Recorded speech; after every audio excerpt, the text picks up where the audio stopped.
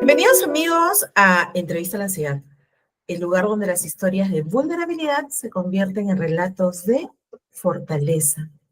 El día de hoy tenemos una historia, no le vamos a poner etiquetas, no vamos a decir que es una historia triste, pero sí vamos a decir que es una historia con muchas balas.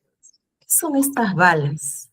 Las balas, cuando nosotros estamos en ansiedad y tenemos un evento que nos trae crisis, otro evento que nos trae crisis y otro evento que nos trae crisis, se dice que vamos acumulando balas y en algún momento la pistola estalla con todas estas balas y estallamos en crisis de ansiedad, en ataques de pánico.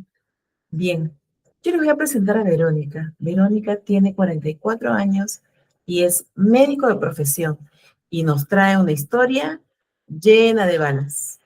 Hola Verónica, ¿cómo estás? Hola, ¿qué tal, Erika? Un gustazo estar acá contigo conversando. No, muchas gracias por estar aquí. De verdad que te agradezco que te hayas presentado con tu historia. A ver, cuéntame, Verónica, ¿cuáles fueron estas balas? Te cuento un poco. Durante mi vida yo tenía una infancia bastante agradable y una adolescencia bastante agradable. Sin embargo, alrededor del año 2000 yo sufrí un accidente con un four-wheel en donde casi pierdo la vida. Este, primera bala. La segunda, 2 años después, muere mi papá de un infarto fulminante. Un año después, muere mi abuela. Y un año después, muere mi mascota que estuvo conmigo acompañándome toda la adolescencia. Esas son las Tenías balas. una metralleta, tenías ahí cargada de balas, Sí, la ¿verdad? verdad, sí. Disparadores de ansiedad. Sí, sí, sí, disparadores de ansiedad y sobre todo en aquel entonces, en los 2000, no se hablaba tanto de estos temas. Así que era muy difícil que de repente algún especialista te colocara en el término de ansiedad o gestión de emociones post-duelo. Se me diagnosticó como este estrés post-trauma. En el primer evento fui tratada, eh, y bueno, no pasó a mayores, dije yo en aquel entonces, ingenuamente, pero sí se fue llenando aquel revólver de balas, balas, balas, balas, balas, no tratadas de manera correcta. Pero además hay un cambio, ¿verdad? Porque tú me comentaste que al momento que tú tienes el accidente, que fue la primera bala, ¿no? Tú estudiabas arquitectura y decides cambiar, dejas la arquitectura y cambias a estudiar medicina, Tal cual, ¿cierto? así. Todas mis Cuéntanos, ¿a qué se debe este cambio? ¿Qué pasó ahí? todas mis bases se movieron en ese momento, Erika, porque yo vengo de una familia en donde o eres arquitecto o eres ingeniero. Así que yo estudié arquitectura, pues, por herencia. Pero realmente después de este accidente, todas mis bases se movieron. Ya no tenía ganas de diseñar, de dibujar, no quería conectarme con ese lado o ya no me interesaba conectarme con ese lado. Entonces, lo que sucedió fue que yo tomé la decisión entonces de estudiar medicina para ayudar a la gente, para ayudar a la gente en general, ¿no? Pensando que este camino es largo, Erika, es muy curioso, porque ahora que me preguntas eso, siempre tuve el don o la sensación de que mi meta siempre era ayudar a la gente. Y pensé al principio que era la arquitectura, pero luego después del accidente, el alón de oreja cósmico, la bala, pues me enseñó que de repente no era ese camino, que era el camino a través de la medicina. Claro, porque finalmente nosotros buscamos primero repararnos a nosotros, ¿no? Y luego buscar reparar a los demás. Y es una razón por la que muchas personas se convierten en médicos, enfermeras, psicólogos, psiquiatras, terapeutas, en fin, ¿no? Pero bueno, Vero, entonces tú obtienes todas estas balas y ¿en qué momento se desarrolla tu ansiedad?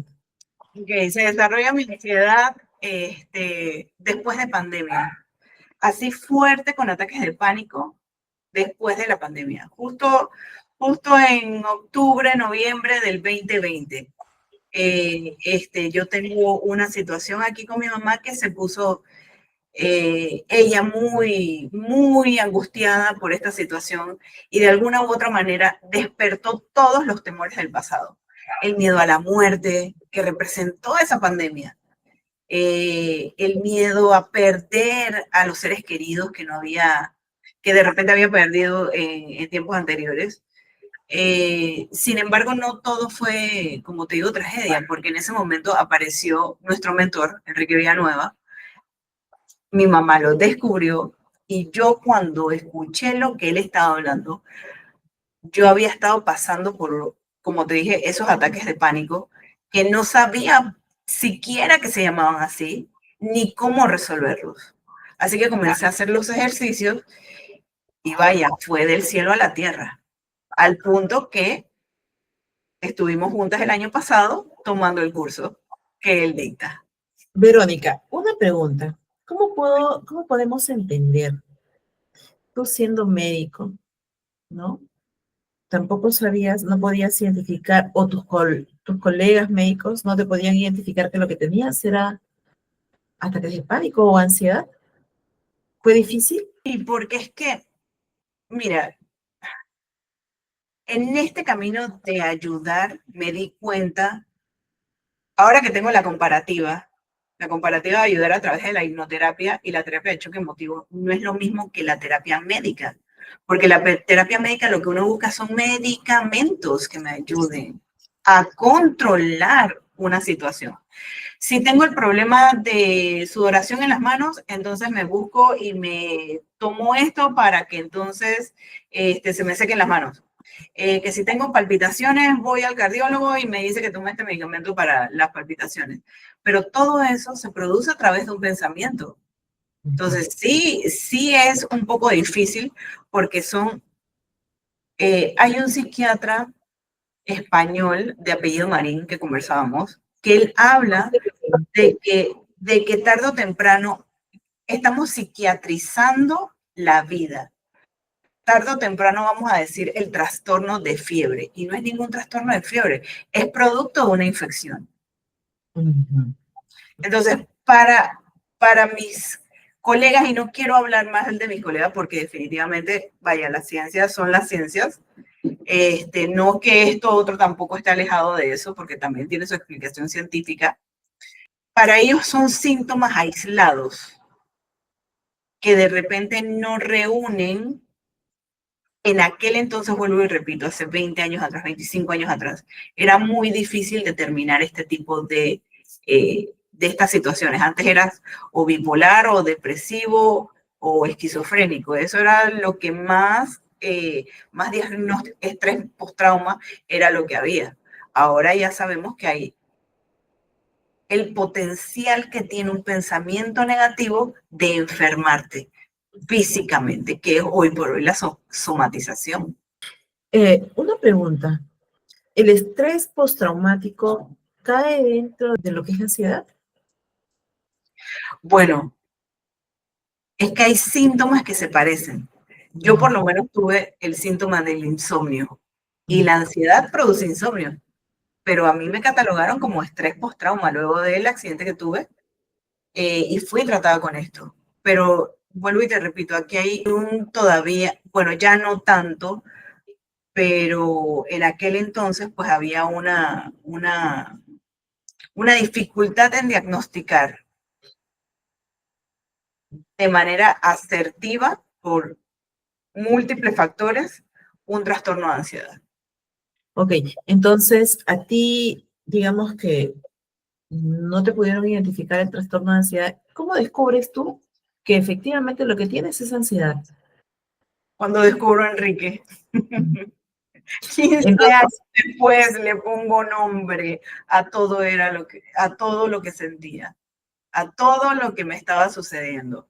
Que era esporádico, no era todo el tiempo, Erika, y lo mío no era ponte de ir a salir a hacer cosas, porque yo me gradué de médico, manejo, tengo mi vida, etcétera, etcétera, etcétera. Pero era un pensamiento rumiante, siempre un pensamiento negativo, en algún lado, un pensamiento negativo que de repente me limitaba a la hora de yo dar el 100% de Verónica. Ujú. O aquellas ganas de repente de quiero salir de este lugar, pero si no ha pasado nada en este lugar, porque quiero salir huyendo?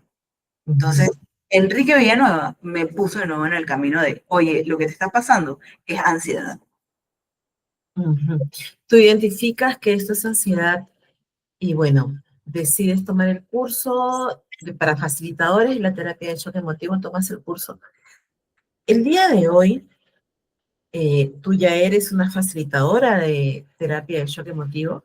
No solamente has sanado, sino que además tienes la oportunidad de ayudar a otras personas que también se pueden encontrar en esa situación de crisis, ¿verdad? Tal cual. ¿Cómo te encuentra la gente en las redes? ¿Cómo sales tú? Porque además tú eres médico. ¿Cómo logras combinar esto de la medicina con la terapia de shock emotivo? Eh, Mira, mucha gente a través del directorio de Enrique me ha contactado y no saben la historia de que yo soy médico. Así que Ujú. me presento evidentemente solamente como, no solamente, es muy importante decirlo, orgullosamente hipnoterapeuta y facilitadora del choque emotivo. Esas personas que me han contactado a través del directorio, alguna que otra yo les he comentado que soy médico, pero sinceramente me han encontrado a través de ese directorio y la parte médica, pues yo trabajo para una clínica y en esa clínica solamente es medicina occidental, pues. Entonces Ujú. yo no he tenido que combinarla en Ujú. algún momento como parte de la hipnoterapia y terapia de shock emotivo en algunos clientes, pero en mis pacientes, que son pacientes por ser medicina, sí no Ujú. combino la parte de hipnoterapia. Para que la gente nos entienda, ¿cuál es la diferencia entre el paciente y el cliente? Ok, el paciente es aquel que espera que yo le dé el servicio pacientemente de medicamentos, de medicinas, de atención médica. Mientras que el cliente espera algo de mí para ayudarlo a superar o a conseguir lo que él quiere. Esa es la diferencia básica entre el paciente y el cliente. Digamos que el cliente es activo en su recuperación, mientras que el paciente... Se queda pasivo ante lo que yo como médico pueda decidir. Pueda establecer, pueda diagnosticar. Sin embargo, el cliente no, el cliente tiene que ser proactivo. Muy bien, qué buena explicación de lo que es un cliente y de lo que es un paciente, para que la gente que nos está escuchando entienda, son clientes y no pacientes. Son Así es. activos en su recuperación y es necesario que sean activos, porque si no son activos, ¿qué sucede cuando no son activos? Entonces, Cuéntame, Verónica. no están haciendo absolutamente nada por ellos y se convierten en pacientes. Y parte de lo que promueve la terapia de shock emotivo es enfrentarte, ser activo, es empoderarte, es creer en ti, es actuar. Siempre digo esto, Erika, es pensar, sentir y hablar lo mismo.